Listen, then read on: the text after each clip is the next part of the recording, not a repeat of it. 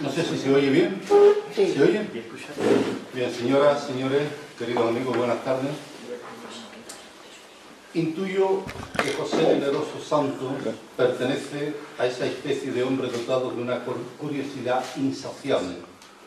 Por eso, su deseo de conocimiento es creciente y, por tanto, gusta de la investigación y del dato riguroso y exhaustivo, hasta el punto de buscar la precisión minuciosa y exacta, como debe corresponder a todo historiador imbuido de un espíritu científico. Su investigación se mueve en el campo de una diversidad de amplísimo espectro que va desde el análisis y estudio de los factores geomorfológicos hasta el catálogo de especies geobotánicas, pasando por el examen de la filología y la toponimia, la climatología, la economía, el comercio y las migraciones, las formas de ocupación y asentamiento, la navegación y el urbanismo, la numismática y la arqueología, la antropología y la sociología, la táctica y la estrategia militar.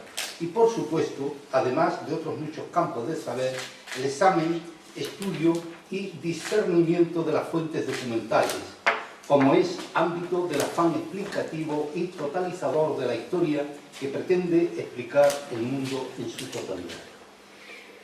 Por tanto, cabe definir su obra como enciclopédica, y así debe ser leída y consultada. Es tan vasta que, aparte de ser leída por el placer que desvela la información de tantos conocimientos, puede también ser consultada según la entrada o epígrafe que busquemos, y siempre hallaremos respuesta completa y satisfactoria. José Generoso obtuvo hace un año el grado de doctor por la defensa de una tesis titulada «Una revisión de la entrada de los árabes bereberes en la península ibérica en 711, la batalla del río Guadarrante y sus consecuencias inmediatas». Una tesis que, en latencia, muestra el potencial de una enorme fecundidad, pues de ella han surgido ya dos libros monumentales. El primero es Guadarranque, julio de 711, la batalla que cambió la historia de España, editado en noviembre de 2023, y su correlato, que es este que nos ocupa hoy, mucho más voluminoso y que lleva por título Invasión y conquista árabo-bereber de la península ibérica en 711, de Guadarranque a Al-Ándalus.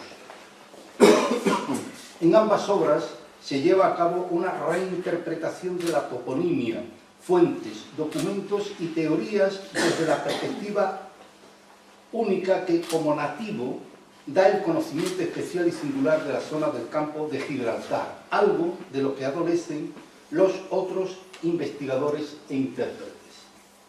Y ese conocimiento de los parajes y escenarios es lo que le lleva a la formulación de una nueva teoría, tan audaz como novedosa, y es que la batalla decisiva que franqueó la entrada de los musulmanes a Hispania no tuvo lugar en las cercanías del río Guadalete, como tradicionalmente se venía aceptando, sino que esta batalla decisiva tuvo lugar junto al río Guadarranque. Así que a partir de su investigación cabe hablar de la batalla de Guadarranque y no de Guadalete. Esto viene avalado por esa exhaustiva investigación a la que hemos aludido antes, por el conocimiento in situ de la zona y por una nueva interpretación de la toponimia, además de un hecho irrebatible desde el punto de vista táctico. Ningún estratega incurre en el abandono de la zona que conoce y donde mantiene asegurada su retaguardia para adentrarse en un terreno distante, inexplorado y desconocido, donde sin duda está en desventaja militar. Porque al tener afianzada la retaguardia y su línea de aprovisionamiento con campamentos establecidos en las zonas de Carteia e Iulia Traducta, por si en caso de derrota era necesario emprender una retirada, las tropas árabo-bereberes, en desventaja numérica, deciden esperar a los atacantes visigodos, agrupar sus fuerzas y escoger además la zona de combate que más les favorece. Cualquier otra hipótesis de batalla habría resultado imprudente y temeraria desde un punto de vista táctico-militar. Y esta zona de los diversos combates que quizás se dieron a lo largo de varios días o de una semana es localizada por José Generoso en el margen izquierdo del río Guadarranque, entre la llamada hoy Estación de San Roque y la Almoraima, en el paraje conocido como el Chapatal, algo que algún día habría de rubricar la arqueología. Ahí es donde se va a llevar a cabo la batalla decisiva que franqueará la ocupación de Hispania por un reducido número de tropas árabo-bereberes, en un tiempo bastante corto, no más allá de 3 años, y siempre con la anuencia, complicidad y ausencia de resistencia de buena parte de la población hispano-romana, que vio en los invasores la posibilidad de liberarse de la agravante carga impositiva que el régimen visigodo estableció como consecuencia de la crisis originada por el cambio de modelo de una sociedad esclavista a una sociedad feudal, lo que en cierta manera debilitó el poder centralizado, fortaleció las mesonadas y banderías señoriales y sumió al Estado visigodo en una serie de guerras internas que le incapacitó para enfrentar a un enemigo unido, potenciado ideológicamente y a la búsqueda de tierras fértiles en el ámbito de una economía agropecuaria. Hay un dicho muy extendido que dice que la historia la escriben los vencedores. Y no es cierto. Los vencedores solo escriben propaganda. La historia la escriben los historiadores. Solo que los historiadores necesitan de distanciamiento temporal para poder abordar el estudio de los acontecimientos sin sesgos contaminantes ni apasionamientos ideológicos. El historiador necesita alejarse del bosque para contemplarlo en su extensión y evitar que en su proximidad un árbol le impida ver al resto. Esa proximidad puede ser distorsionante y su explicación corresponde más bien al campo del periodismo. Por ejemplo, una historia del suarismo, del felipismo o del aznarismo es imposible de realizar todavía, aunque muchos manuales académicos se empeñen en explicarlo, por la sencilla razón de que buena parte de los actores aún están vivos y que los archivos secretos aún permanecen clasificados, velados a la investigación, por lo que esos relatos son más factibles dentro de la especulación o de la crónica periodística.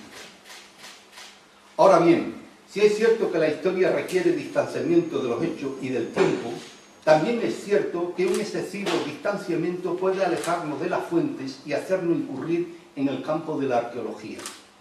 En este sentido, ese necesario distanciamiento nos permite abordar la investigación con desapasionamiento ideológico, solo con la objetividad que nos dan las fuentes, aunque esas fuentes, como en este caso, dejen ya de ser en buena parte históricas para convertirse en arqueológicas.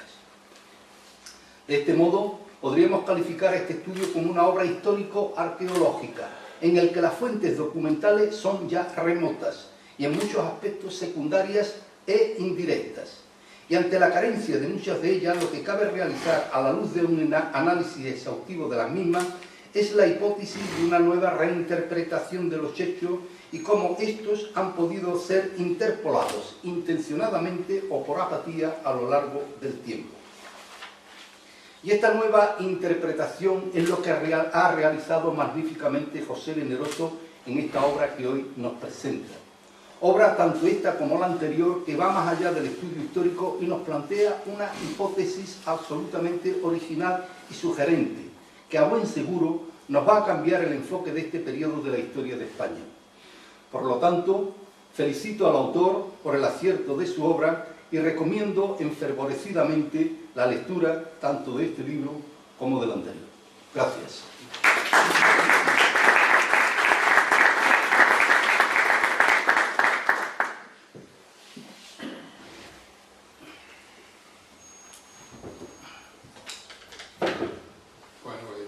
Muchísimas gracias por tus amables palabras. Buenas tardes.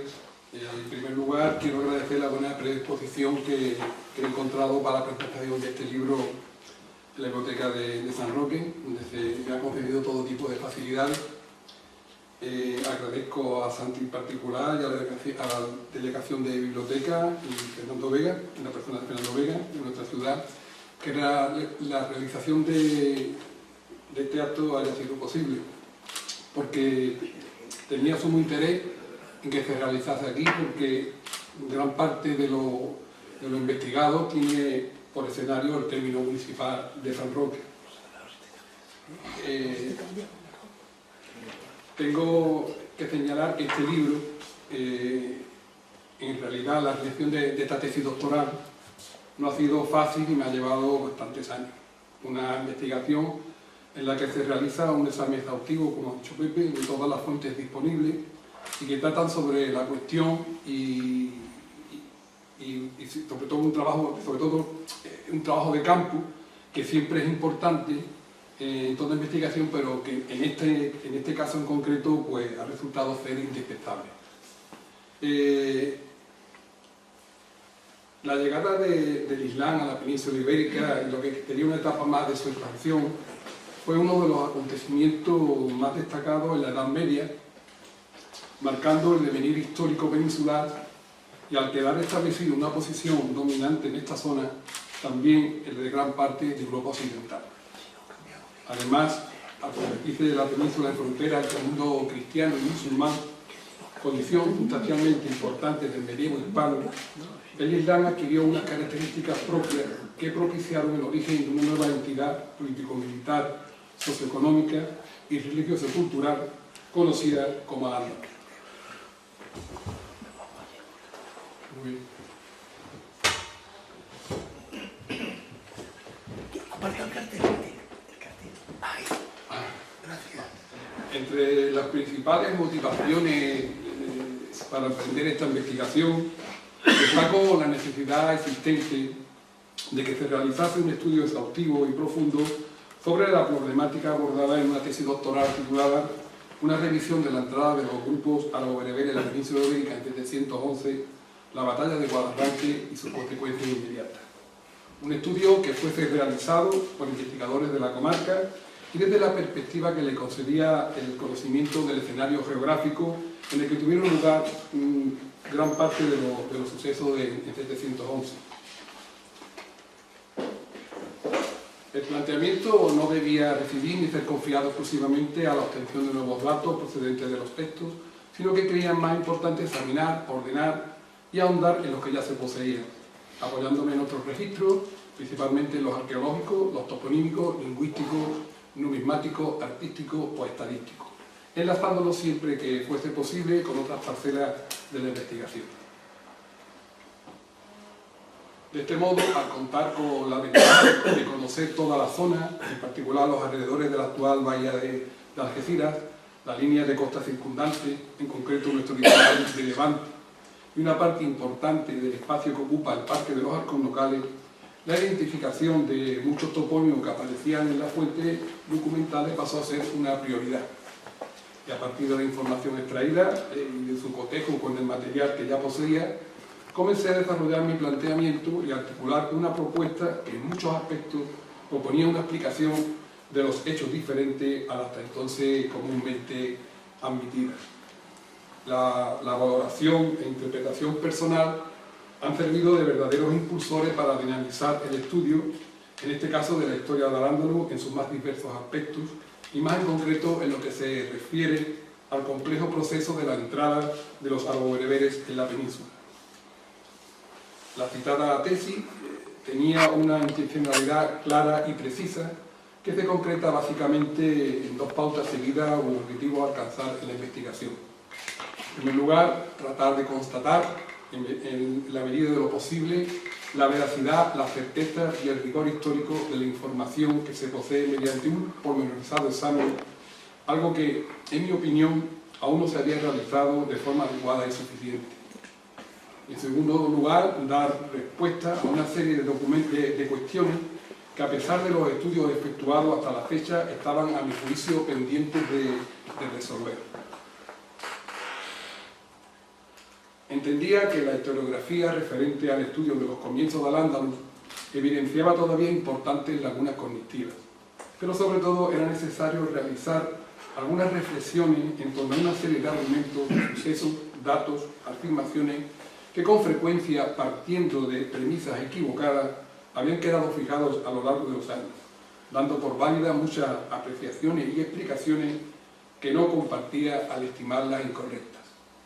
Por otro lado, existían varias líneas de investigación que creía que no habían sido exploradas de forma suficiente en cuestiones tan importantes como eran, entre otras, las relaciones presentes en el área del estrecho, la situación en que se encontraba a los alrededores de la bahía de Algeciras y zonas colindantes, los núcleos poblacionales que aparecían en el espacio estudiado y el proceso de ruralización todavía en curso que cuando se producen los sucesos, las características geográficas y bioclimáticas de la zona que condicionaron el paso del estrecho, las embarcaciones utilizadas, el orden y el desarrollo secuencial de los acontecimientos, los principales escenarios de las acciones, concretamente de los embarques y desembarques de las tropas, y del enfrentamiento entre Tario Bencilla y Rodrigo, del que di cuenta en la monografía publicada hace unos meses titulada Guadarranque, julio de 711, la batalla que cambió la historia de España. Además, la dinámica operativa y la composición y cuantía de los ejércitos enfrentados, los itinerarios seguidos por el citado Tariq y Musa Ben Nusayr y los motivos de su elección, las pautas de asentamiento seguidas, los primeros repartos y el modo en que los conquistadores accedieron a la tierra, determinados aspectos sociales de los grupos bereberes, las consecuencias políticas derivadas de la derrota visigoda o la propia dinámica en sí de la conquista de España. También me parecía insuficiente hasta el momento la utilización de una serie de recursos y técnicas de investigación en cuanto a la metodología empleada sobre esta temática, como la toponimia, la arqueología espacial o la numismática. Consideraba que este proceso debía ir acompañado de un renovado estudio, partiendo de proposiciones distintas a las efectuadas y desde otro enfoque, interpretando y retocando algunos aspectos y razonamientos muy extendidos y admitidos en lo que la consulta y el estudio, mediante la realización de un análisis exhaustivo, riguroso y preciso de la fuente más antigua y coetánea, eran fundamentales. Asimismo, estimaba que las investigaciones acometidas por gran parte de los especialistas de época tardoantigua y medieval, y sobre todo de los arabistas, adolecían de la necesaria apreciación cohesionada de lo acontecido y de una imprescindible visión de conjunto. Aparecían estas investigaciones a menudo parceladas y fragmentadas, y por lo tanto en muchos aspectos desconectadas y muy acotadas, tanto en lo espacial como en lo temporal, lo que impedía profundizar en su conocimiento.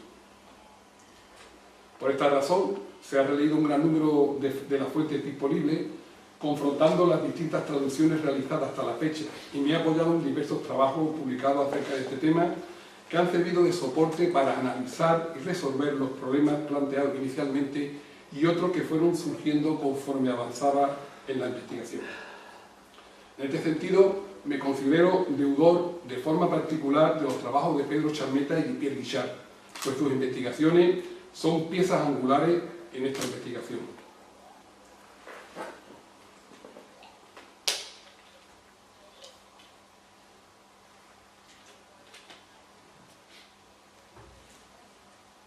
Este libro ha sido estructurado en 4 extensas partes o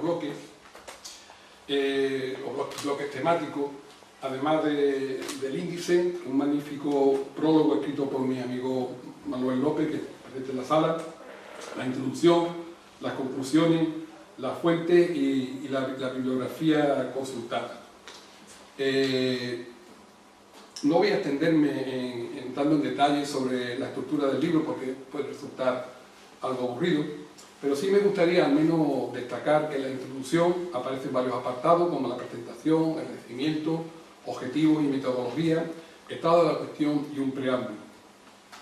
La primera parte expongo en líneas generales las dificultades que aparecen a la hora de trabajar con las fuentes árabes y los factores y aspectos que deben ser tenidos en cuenta en la entrada de los árabo-bereberes. Se repasa también la crisis que padecía el Estado visigodo, describiendo la situación existente en el entorno de la bahía en el tránsito del siglo VII al VIII, y algo que considero fundamental para entender y razonar lo sucedido, la descripción del entorno geográfico. En la segunda parte se trata de forma pormenorizada todo lo referente al proceso invasor y conquistador, haciendo alusión a la incursión de Tariq Ben Malik de 710, preludio de lo que habría de acontecer, y a la invasión y conquista de los grupos bereberes de Tariq Ben Chillá en la península en 711. La tercera parte se repasa el enfrentamiento entre bereberes y visigodos, centrándome en la batalla de Guadarranque, por supuesto de forma más escueta, ya que la monografía citada anteriormente da buena cuenta de este suceso, como habréis podido comprobar los que se han acercado a esta hora.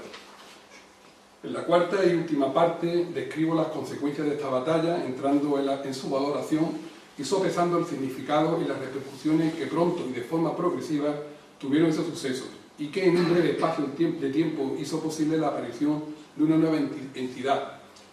Tal es así que sostengo que los primeros pasos de Al-Ándalus tuvieron lugar en nuestra zona, por lo que su origen se encuentra sin duda en el entorno de la bahía. En este apartado, además, me detengo por su importancia posterior en analizar el intento del frustrado proyecto político de los Ben Nusayr. Asimismo, repaso con detenimiento el proceso o los procesos de adaptación al medio, la aparición del Estado neomeya andalusí y la transición de lo rural al urbano, en lo que progresivamente será un Estado cada vez más urbanizado y en el que el mercado será sin duda el referente urbano de esta nueva sociedad. Por último, se ofrecen unas extensas conclusiones alcanzadas en esta investigación y que aparecen condensadas en 80 puntos. Al mismo tiempo, se lanzan varias propuestas, mejor dicho, para investigaciones venideras, dejando abiertas diversas líneas de investigación. Además, aparece una amplia bibliografía a la que le concedo una gran importancia, puesto que debe servir como punto de arranque de nuevas investigaciones, o para facilitar futuras investigaciones, cuestión que considero fundamental e indispensable. Bien, me parece interesante hacer referencia a algunas de las cuestiones tratadas en esta investigación, entre las que destaco la siguiente. El trabajo de campo realizado, cotejando lo conocido a través de las fuentes, con lo que todavía puede ser observado e identificado sobre el terreno, me ha conducido a confirmar que gran parte de los errores más frecuentes de los investigadores que han abordado este tema es consecuencia de un escaso conocimiento de la geografía y la toponimia de la zona en que tuvieron lugar los hechos.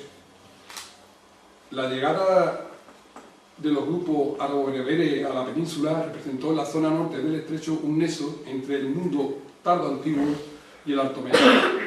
La invasión de España hay que incluirla en la segunda ola de conquista que provocó el desplazamiento de tribus bereberes por tierras norteafricanas en dirección este-oeste, generando un movimiento migratorio que afectó a la península.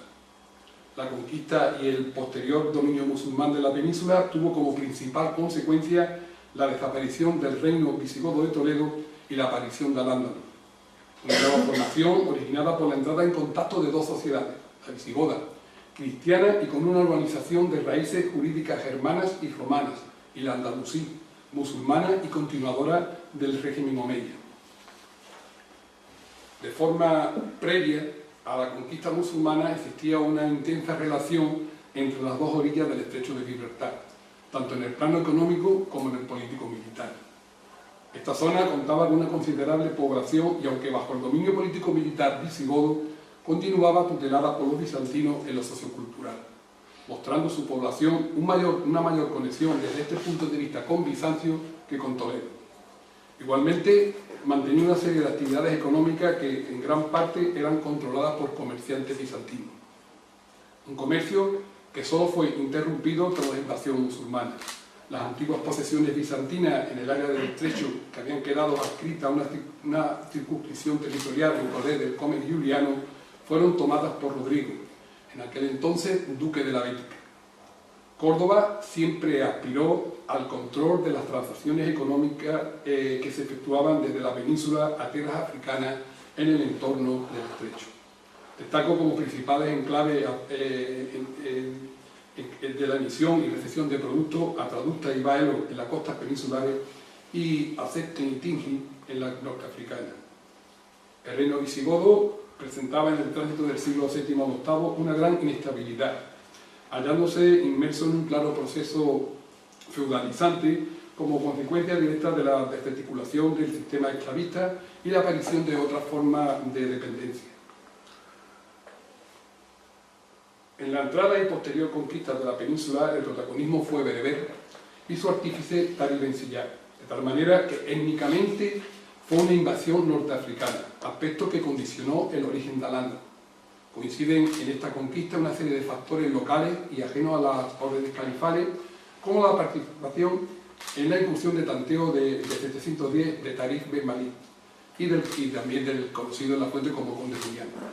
Solo con la llegada de Musa Ben Nusay en 712, en lo que yo considero la campaña oficial, se materializó el control y el dominio árabe de las tierras conquistadas, reconduciéndose el inicial protagonismo bereber.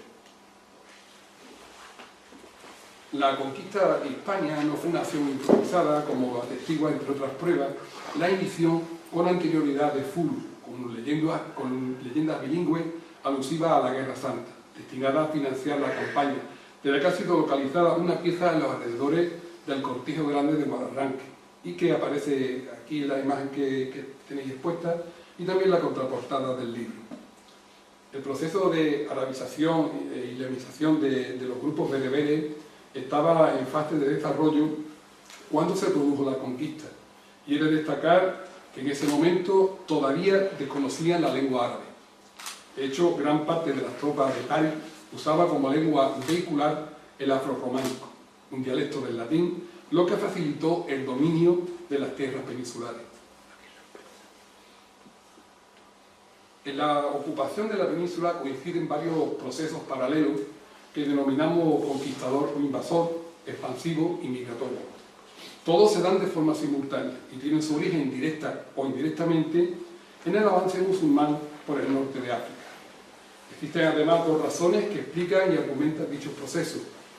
Una ideológica o religiosa, el Islam como idea fuerza, materializada en la yihad, y otra económica, básicamente la consecución de botín y recursos como medio fin. Aflora también un interés socioeconómico por la posesión de tierra, que en el caso bereber se materializó desde un primer momento en la zona estudiada. Los árabes consideraron la península principalmente como un territorio para la explotación de recursos, mientras los bereberes lo veían como un espacio para la colonización. Existe asimismo en la acción musulmana sobre la península un objetivo más próximo e inmediato, como es la recuperación de las antiguas posesiones del conde Julián, que fueron arrebatadas por Rodrigo para hacerse con el monopolio comercial que ejercía el Comes a uno y otro lado del estrecho. Es por lo tanto una operación de corto alcance en el entorno de la bahía, lo que es confirmado por el reducido número de tropas movilizadas, mayoritariamente a pie y sin apenas caballería. Así, la ayuda prestada por el conde de Julián a los bereberes en la entrada de la península hay que relacionarla con su interés en recuperar las posesiones perdidas, en particular el entorno de la bahía, erigiéndose así en el elemento dinamizador de los acontecimientos. En la incursión de Tariq fue determinante el hecho de que Rodrigo se hallase combatiendo a los vitisanos en el norte peninsular, lo que facilitó la operación militar árabe-musulmana, al quedar prácticamente desguarnecida la zona de la bahía. Las tropas bereberes se hacían acompañar por la familia que tenía la intención de establecerse definitivamente en las tierras conquistadas, algo que con anterioridad no había ocurrido de forma tan considerable y que en este aspecto convierte al Andalus en una excepción. En las operaciones de 711 descartamos Gibraltar como principal punto elegido para los desembarcos. Al ser rechazado en su primer intento de desembarco previsto en los alrededores de Cartella, los bereberes fueron obligados a utilizar otra ruta alternativa hacia la zona de Borondo-Guadalquitón en el litoral mediterráneo. Si bien antes tomaron una atalaya existente en la parte más alta del peñón de Gibraltar. Los desembarcos fueron realizados de forma progresiva y escalonada en una operación bastante compleja que tuvo una duración entre 1 y 2 meses, utilizándose un número mayor de naves que las citadas en las fuentes. El inicio de la operación de Tariq tuvo lugar en los últimos 10 días del mes de abril de 711, cuando mejoran las condiciones climatológicas para la navegación en la zona, y su finalización en la segunda quincena de junio. Desde entonces y hasta mediados de julio se completó la llegada de las tropas reclamadas por Tariq ante la inminente batalla con Rodrigo, que tuvo lugar en la segunda quincena de ese mes, coincidiendo con el Ramadán. El factor estratégico militar es determinante en la localización del enfrentamiento.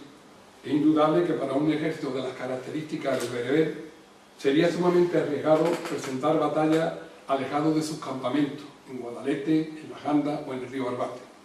Así, Táriq no salió al encuentro de Rodrigo y permaneció en las inmediaciones de la bahía, lo que le permitió agrupar las fuerzas, no ampliar las líneas de aprovisionamiento y elegir el escenario que más le favorecía para la batalla a orillas del Guadarranque. Un lugar que facilitaría también una posible retirada, lo que denota la prudencia del bereber. Sostengo que el término lago, la albujaira de los textos árabes, forma diminutiva del étimo bar, es una extensión de agua, un mar pequeño, una bahía o ensenada.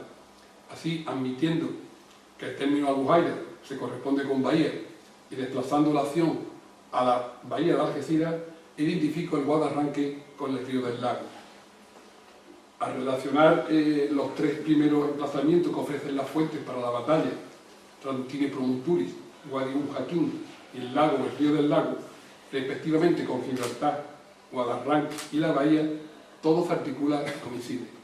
Y estas referencias, estos tres topónimos, solo pueden ser relacionados a su vez con un lugar, con un paraje conocido como el Chapatal. Un lugar que si nos atenemos a los datos que aparecen en la fuente, que indican que la batalla tuvo por escenario una planicie a orillas de un río y a poca distancia de la costa y de los montes de Traducta, es decir, la bahía y Gibraltar. Así nos ha confirmado de forma indirecta. Los partidarios de Witiza no se presentaron en el campo de batalla. De este modo, más que una deserción, lo que hubo fue una omisión de auxilio en perjuicio de Rodrigo.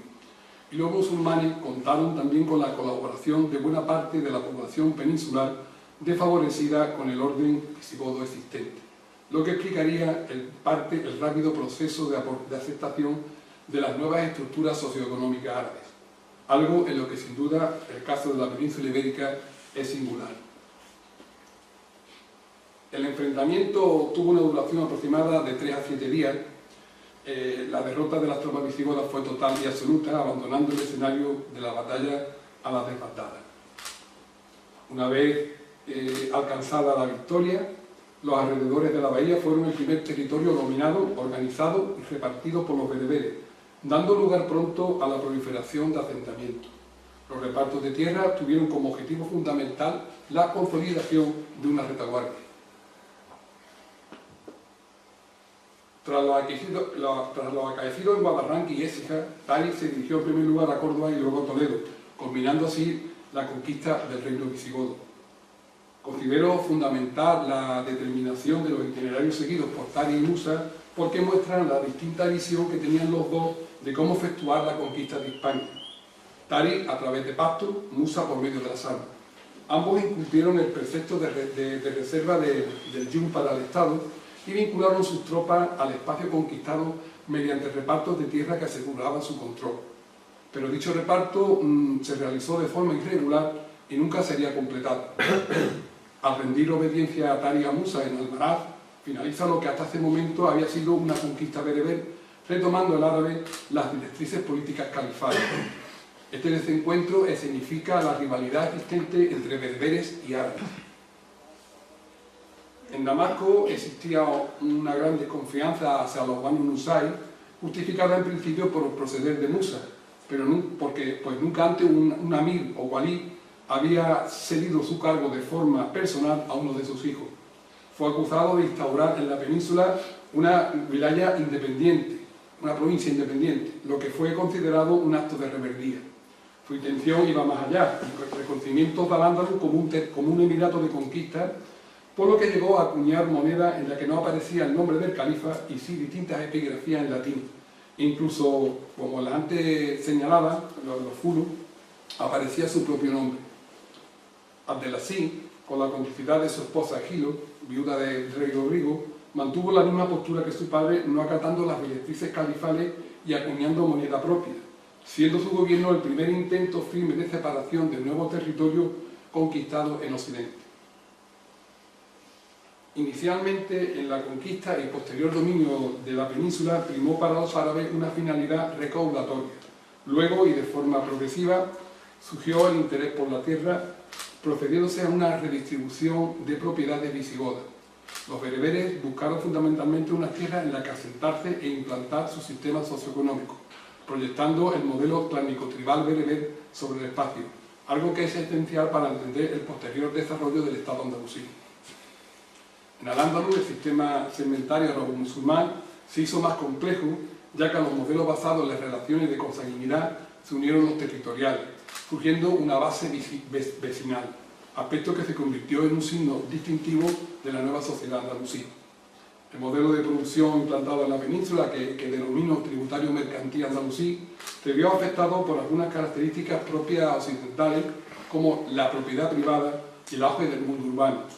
Este modelo identifica al andaluz como una sociedad sin señores, en la que destacan dos rasgos importantes: la estructura tribal y el propio sistema tributario establecido.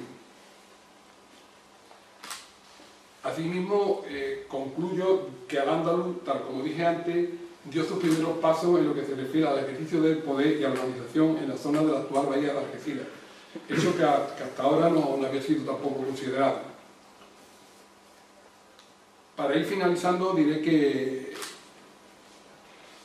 para avanzar este estudio es indispensable profundizar en la investigación del mundo rural andalusí, sobre todo en esta zona.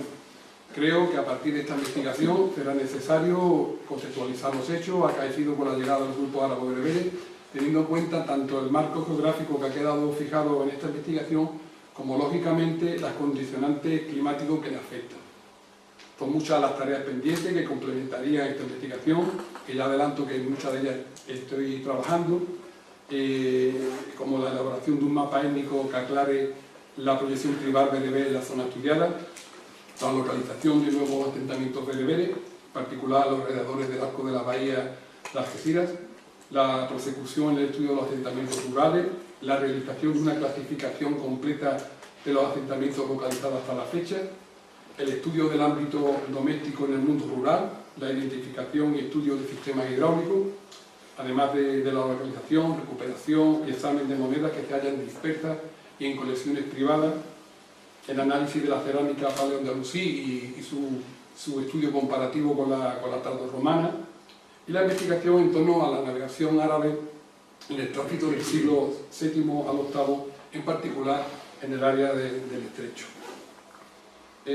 Todo esto debe ser abordado en un futuro inmediato y tendrá que sustentarse en la utilización de recursos y técnicas de investigación como la arqueología espacial o del paisaje, la numismática, la toponimia o el estudio de los precintos de época de conquista, entre otros, lo que es fundamental para poder seguir avanzando en el conocimiento de Al-Ándalus en general y del espacio abordado en esta investigación en particular. Además, existe todavía la necesidad de realizar un análisis integral de la historiografía cristiana y musulmana, cotejándola y observando los vaivenes. En este sentido, desde hace unos años podemos comprobar un resurgir de la teoría negacionista de la conquista árabe-musulmana de la península, formulada hace ya tiempo por Ignacio Laue y que ha encontrado en una serie de autores como actuales, autores catedráticos de Sevilla en concreto, como González Ferrín, un fuerte apoyo, que dicho de paso yo comparto algunas de estas cuestiones, pero a mi parecer existe una manifiesta intencionalidad en la recuperación de estos antiguos planteamientos que ahora se ven condicionados y afectados por el presente, lo cual es sumamente grave porque se tiende a manipular la información, intentando escribir una renovada historia del Islam en Occidente y queriendo desvincular el origen de Al-Ándalus de los sucesos de 711. Por lo tanto, es imprescindible continuar profundizando en el análisis de los orígenes de Al-Ándalus y especialmente la evolución de esta sociedad musulmana en Occidente. Asistimos a un mundo globalizado en el que tienen lugar procesos migratorios de importancia creciente, en concreto los provenientes del continente africano, que son una consecuencia de la dinámica geopolítica de los pueblos norteafricanos y que tienen en el estrecho de Gibraltar su centro neurálgico. Estos movimientos se ven afectados por los acontecimientos políticos, sociales, económicos y culturales que están desarrollándose en distintas partes del planeta. Ya nadie puede pensar en un mundo de unidades político-sociales y económicas aisladas. Por esta razón, principalmente, en los últimos años, estos procesos migratorios han incrementado el interés por el conocimiento del mundo islámico occidental, un mundo al que hasta ahora la opinión pública había prestado una escasa atención, a excepción quizá de los aspectos más propiamente culturales y que solo interesaba a un grupo de intelectuales. También se ha acrecentado el rechazo entre las sociedades cristianas y musulmanas, apareciendo unas relaciones tensionadas, materializándose la fricción en varios escenarios internacionales donde la política supremacista y xenófoba vuelve a reaparecer con más fuerza. La interculturalidad, tan anhelada en tiempos pasados, ha dejado paso a otros planteamientos más radicales y antagónicos. Por último, considero que todavía queda un largo camino por recorrer en el estudio de historia de Al-Ándalus, de forma que es posible de la existencia de fuentes inéditas aún por localizar, fundamentalmente en archivos del actual Reino de Marruecos. Igualmente, cabe una revisión y reinterpretación de algunas de las fuentes conocidas, similar a la que he realizado con la relativa a los primeros momentos de la invasión y conquista de la península ibérica, así como de todo lo que desde una perspectiva socioeconómica concierne a este asunto. Pues nada más, muchísimas gracias.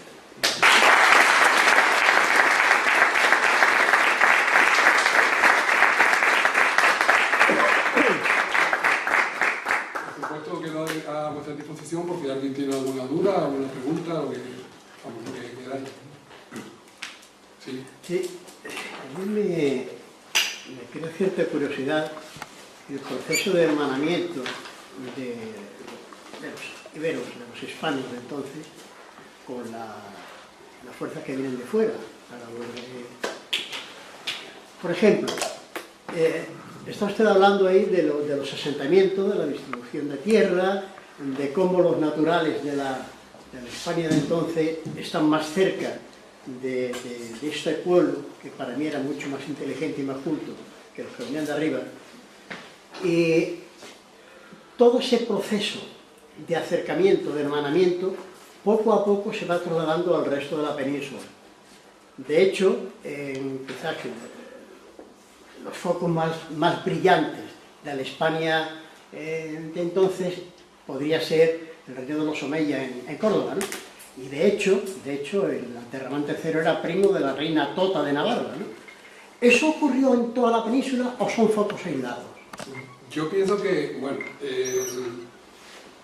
muy buena pregunta. Yo creo que se fue extendiendo por toda la península. Es cierto que la primera zona donde se siente la influencia, digamos, bereber o arabo-bereber es la zona nuestra, pero sí es cierto que se fue extendiendo.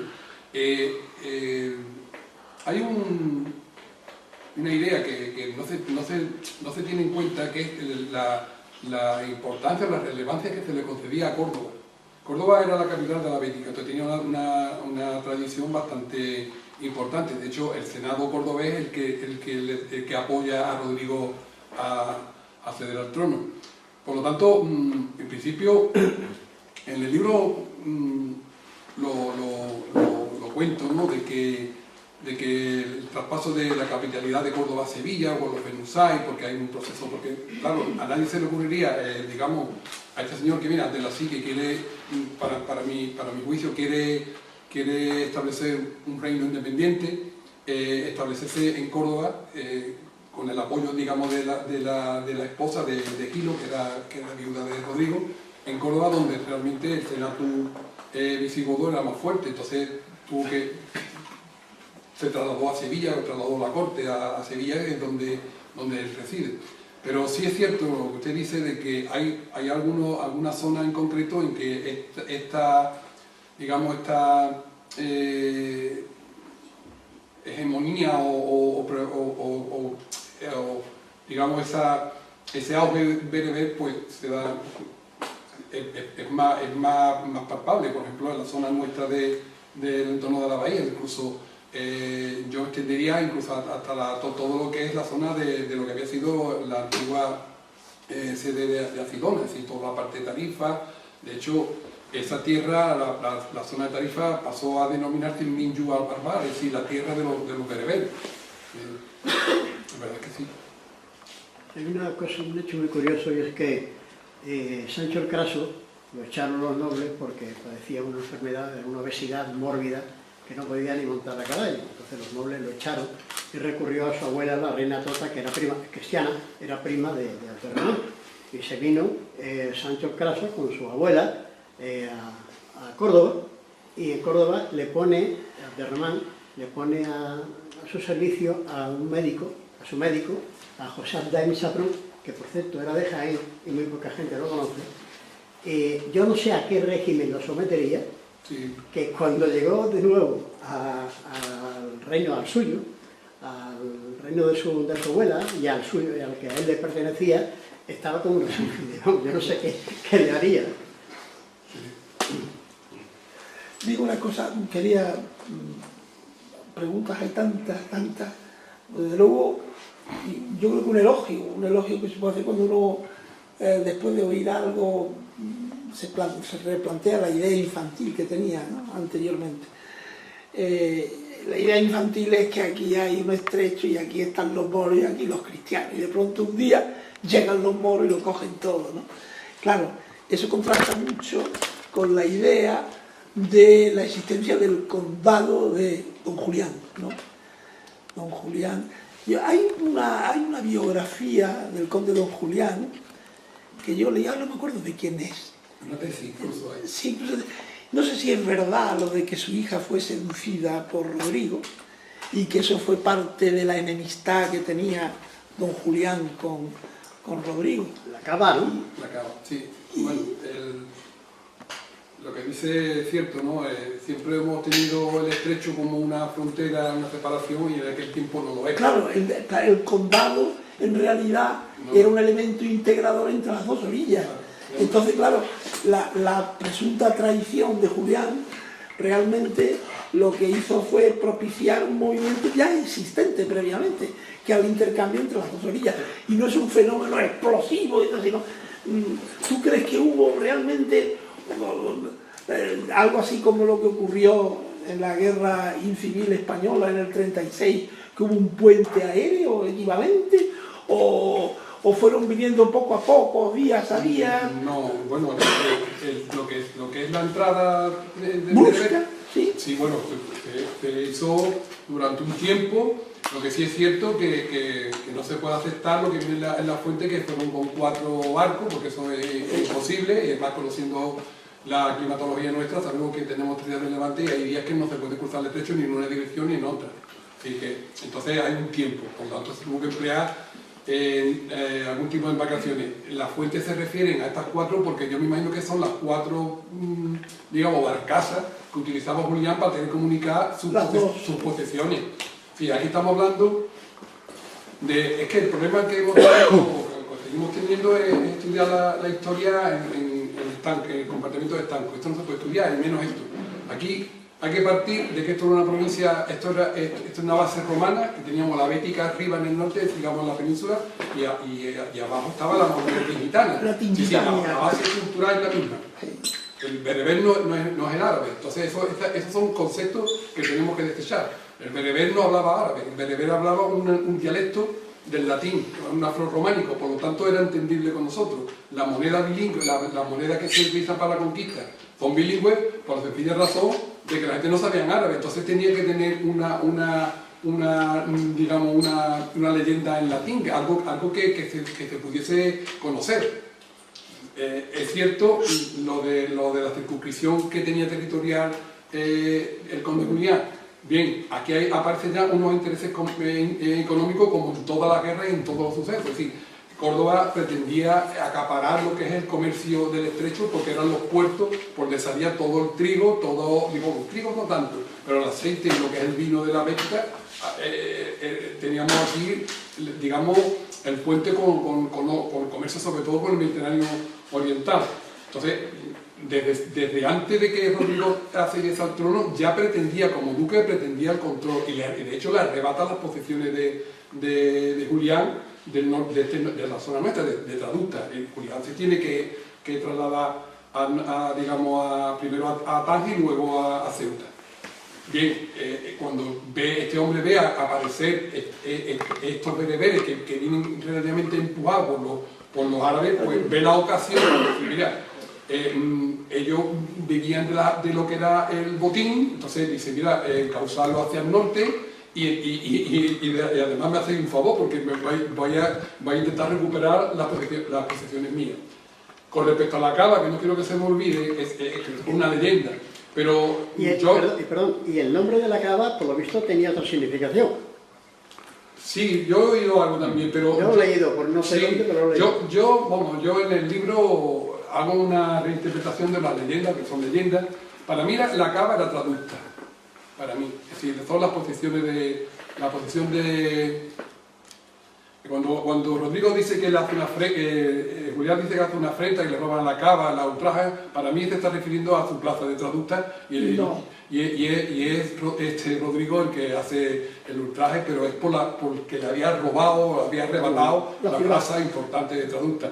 De hecho hay un suceso que apenas se estudia o apenas conocido de que la comunidad judía que existía en traducta, por una serie de leyes que se fueron imponiendo en época visigoda, sobre todo en el último tercio del siglo VII, iba prohibiendo, digamos, libertades a la comunidad judía que era la que manejaba todas las transacciones comerciales más importantes, ¿no? Sobre todo si era un judío de origen bizantino, o mejor dicho, bizantino de origen judío. ¿Qué pasó? Que en un momento dado en traducta se le prohíbe al judío entrar o hacer, digamos, operaciones económicas en un sitio que se llama Cataplus, que era como una especie de aduana que estaba junto al río de la Miel, bueno, yo lo defiendo así, y ellos pues se ven, digamos, obligados a trasladarse al norte de África. De ahí que se dice en muchísimas fuentes que los judíos apoyaron a la entrada de los... Pero vamos, son los intereses económicos, lo mismo que todo, pero hay que mirarlo siempre en un conjunto, en la zona. Una última pregunta ya. No, esto no lo sabía, pero entonces Tarif y Tarif eran bereberes y Musair era árabe. Sí. Ya. Y he leído también que Musair llegó hasta Zaragoza, hasta Zaragoza, y que tardó aproximadamente 3 años en llegar allí. Sí. Entonces, posible, eso apoyaría incluso tu tesis de que aquí estuviera una base, porque uno no está 3 años caminando para llegar a Zaragoza, ni caminando y guerreando. Es para ver que fuera, volviera, se asentara, estabiliza la frontera, sigue avanzando. Bueno, Musa saca la península, digamos, a poner un poco de orden. Es decir, como este Tari Bencilla, en un momento en que, digamos, toma decisiones de forma una cierta autonomía. Entonces él conquista, conquista Toledo, él se erige como conquistador de Hispania y Musa viene, digamos, marcando las directrices políticas de Damasco. Y cuando llega aquí a la península y ve la riqueza y ve, digamos, lo que se encuentra, pues despierta, digamos, la codicia de poder independizar. Además, en aquel momento también en la zona, digamos, de Oriente, en Damasco también había bastante hereditario. Sí. ¿Y en qué año llegaría Musa, más o menos? 712, al año siguiente. Al año siguiente. Y además, casi en la misma fecha.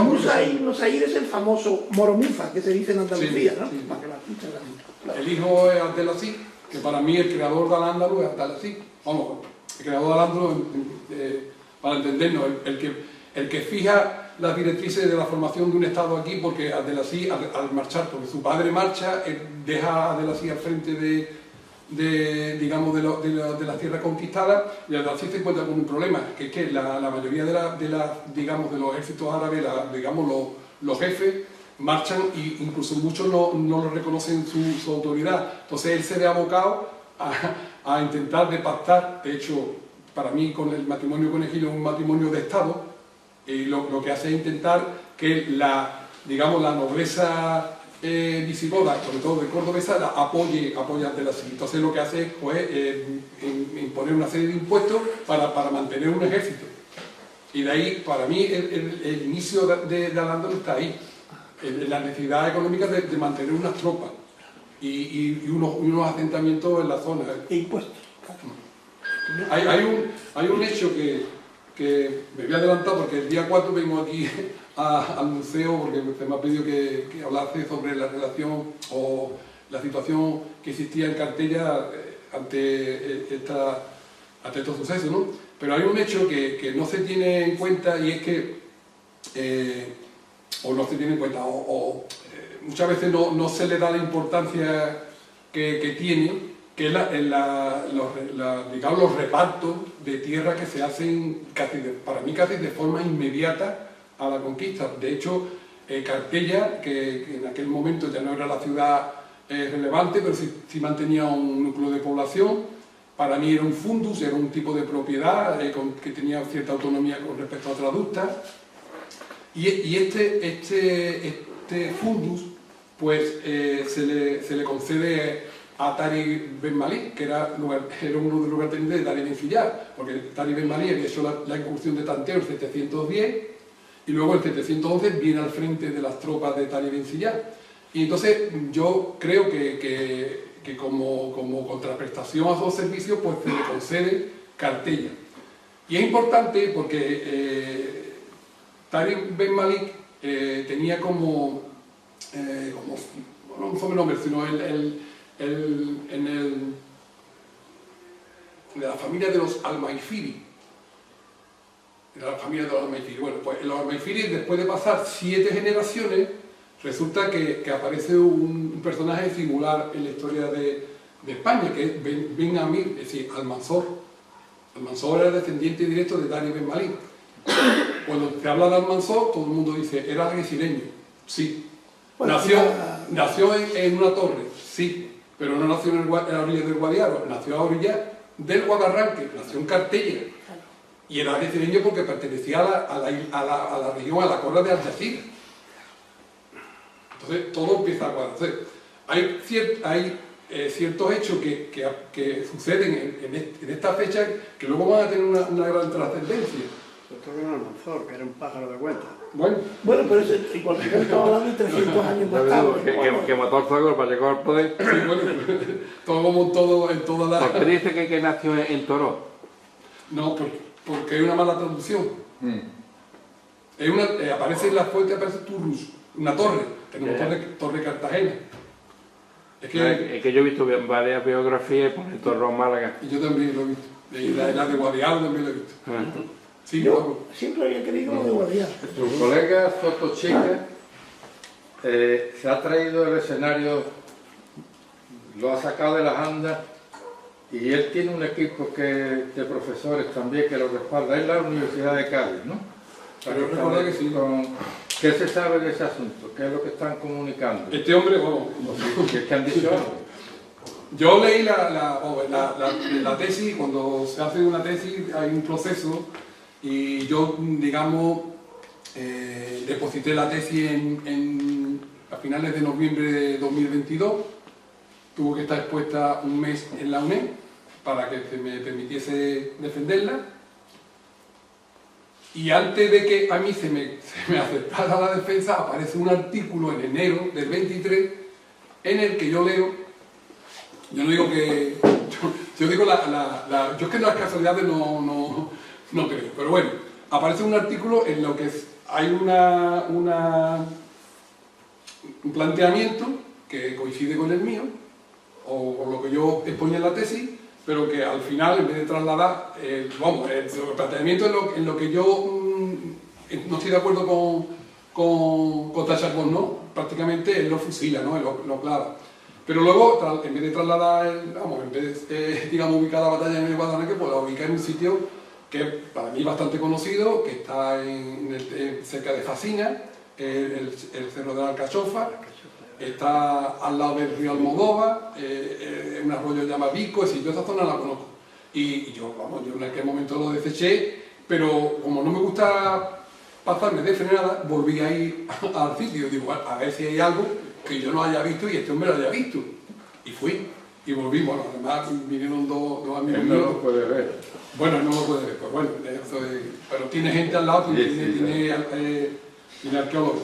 Y entonces me sirvió aquello para confirmar que estaba equivocado este hombre, pero es que además me sorprendió de que en su equipo que aparecen arqueólogos ninguno hiciese, digamos, referencia a la gran cantidad de material romano que hay allí. Es decir, hay tierra sigilata, hay material industrial, incluso hay un topónimo que se llama Sotobarro, que está hablando para mí está hablando de una digamos, de una alfarería, de un alfar romano. Pero eso no le da importancia, solamente le da importancia al hecho de lo que es el accidente geográfico.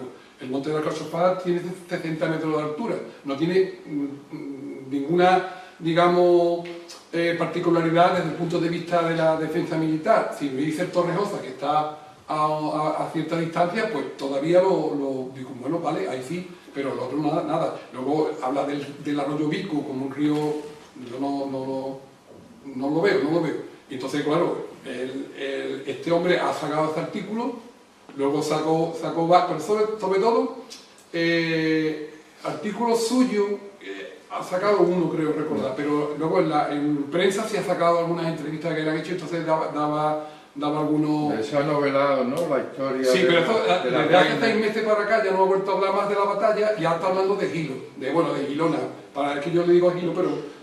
¿Cómo lo dice? Gilona, la mujer de Rodrigo. Gilona, ¿no? Gilona. Bueno, pero es novela histórica, no es... Sí, por lo visto es novelado. Sí. Es un recurso que... Y desde entonces no ha vuelto a pronunciarse. No, que yo sepa no, No, que tú sepas. Que, vamos, me encantaría hablar con él, que no tengo... Sobre todo porque siempre se va a aprender algo. Se puede arreglar. Yo seguramente tendría que aprender. Llegó un acuerdo y poner la batalla en Tarifa.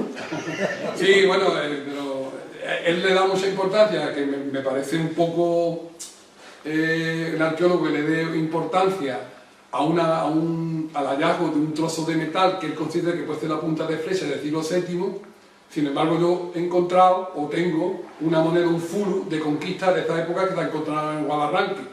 Ni una cosa ni otra tienen, digamos, el peso suficiente para mantener esto, pero sí es significativo que lo que le ha aparecido en Guadarranque para mí tiene mucha más, digamos, más peso que una punta de una flecha que para mí puede ser de cualquier época. La moneda, ¿no? La moneda sabemos que es de esta época. Había una ceca en Castella, ¿no? Sí, Castella. Es que ese es otro tema. Es que yo cuando terminé la tesis, porque claro, cuando tú terminas la tesis no te crees que sale satisfecho. A mí me surgieron muchísimas más dudas y más ganas de saber y me daba cuenta de lo poquito que sabía. Y entonces yo me obcequé en el sentido de que, bueno, ya aparecerá algo que confirme lo que yo digo. Y ya aparecerá, hasta que un día digo, bueno, ¿y si ha aparecido y yo no lo he visto? Entonces, me replanteé y efectivamente me está dando un resultado increíble, porque yo tengo conocimiento, tengo la noticia de que en Cortijo, por ejemplo, en la parte de la aceitera, no sé si conocéis la toponimia de la zona, así el monje, todo lo que es la curtidora, han aparecido una moneda que según el que la encontró, una moneda de muy mala vista, es decir, muy gruesa, toda deshecha, y está hablando de precinto de conquista, que sí, los precintos eran los que en la saca se ponía el sello para amarrar y luego le ponían el papel para entregar lo que se conseguía. Entonces, claro, a mí me está dando una serie de pistas que cada vez estoy más convencido de lo que yo planteaba en la tesis, porque ya hay, digamos, algunos aspectos, sobre todo algunos vestigios arqueológicos que me están llevando o me están permitiendo todavía, digamos, consolidar la hipótesis que yo tenía al iniciar la tesis. ¿Y estas monedas, perdón, dónde se han encontrado? En el Cortijo Grande de Guadarranque. En Guadarranque. En el Cortijo, por la parte... Sí, el Cortijo Grande está... A ver... Enfrente de los Quimbales, de la otra margen del río. Yo he leído no sé dónde que en las islas Casitérides se han encontrado monedas de Cartella. Sí, bueno, la Cartella En esta ocasión. Muy interesante, ¿eh?